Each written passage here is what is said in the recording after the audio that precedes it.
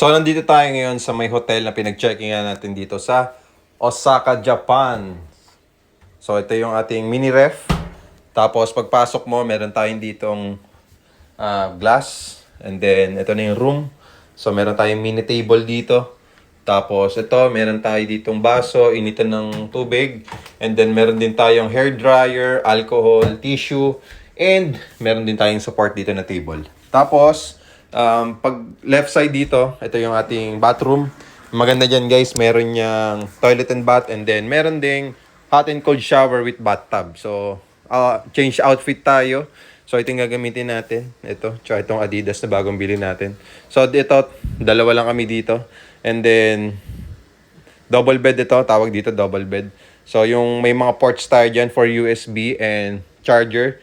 And then, meron tayo ditong split type aircon. And then, ito, TV. And, hindi ko alam kung ano to, bagay na to. So, ito, ganito siya kalaki. So, studio type siya dito sa hotel sa Osaka, Japan.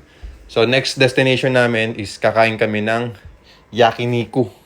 Sa mga naghahanap ng rent-to-own condo for only 10,000 cash out only at wala kang ilalabas sa down payment, follow me and message me dahil meron pa tayong promo na 10,000 to 25,000. No spot DP, wala nang 100,000, 200,000, 300,000, half million na down payment. Ang kailangan mo lang ay 10,000 to 25,000 cash out only. Pwede ito sa mga pag-ibig member at non-pag-ibig member. Pwede rin sa mga bank financing.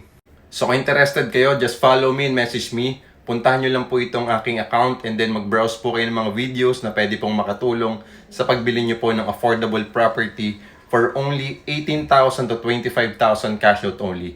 And good thing, lifetime ownership ito at ready for occupancy na at pwede nang malipatan within 30 to 90 days process.